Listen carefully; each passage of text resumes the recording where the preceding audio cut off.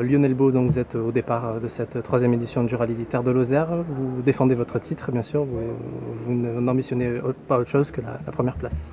Oui, bien sûr. L'année passée, c'était donc très bien passé. On avait pu gagner devant Jean-Marie Coq.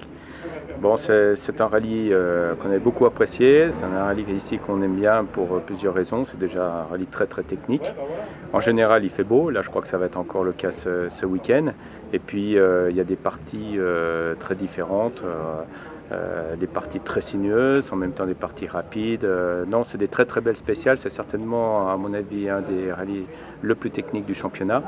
Et donc, effectivement, on se plaît dans ce type de spécial, surtout avec une voiture également qui nous permet d'exploiter des parties comme ça très sinueuses, c'est-à-dire avec cette année cette Ford Fiesta. Et donc, j'espère pouvoir faire comme l'année passée. Justement, vous avez changé de véhicule, vous avez mis un peu de temps cette année à vous mettre, enfin justement, à bien l'adapter, bien la Oui, dompter. bien sûr.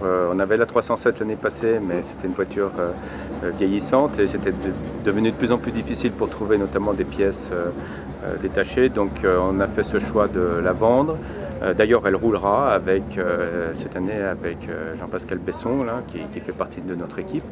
Et donc, on a pu acquérir cette Fiesta qu'on découvre depuis le début de l'année. Donc, on a eu quelques petits soucis de mécanique dessus, puisqu'il faut qu'on apprenne la voiture, on apprenne à bien la maintenir, à bien l'entretenir. Mais bon, ça va de mieux en mieux. D'ailleurs, les résultats du Terre d'Auxerre le prouvent. Donc, j'espère en tout cas que la voiture sera performante. Et puis, donc, on pourra essayer de faire un très bon résultat et pourquoi pas regagner ce rallye, même si je pense que ça risque quand même d'être très difficile parce que notamment Jean-Marie a beaucoup progressé avec la C4, va de plus en plus vite et donc ça va être quand même très dur, mais bon, on va voir comment ça se passe. Justement, vous sortez vainqueur de l'Auxerrois, Jean-Marie Coq est leader du championnat, qui c'est que vous voyez aussi à la lutte devant?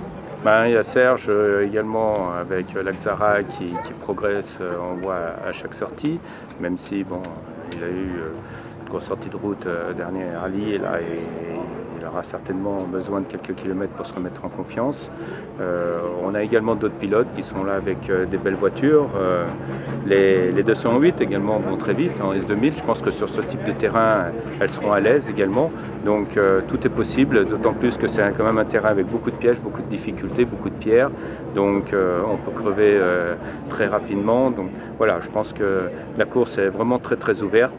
Il va falloir être très rapide et en même temps quand même faire attention à tous ces pièges. Et donc je pense que celui qui sera au bout et qui aura réussi à exploiter au maximum sa voiture tout en faisant attention à toutes ces difficultés sera de toute façon en très bonne position. Ok, merci beaucoup. Merci.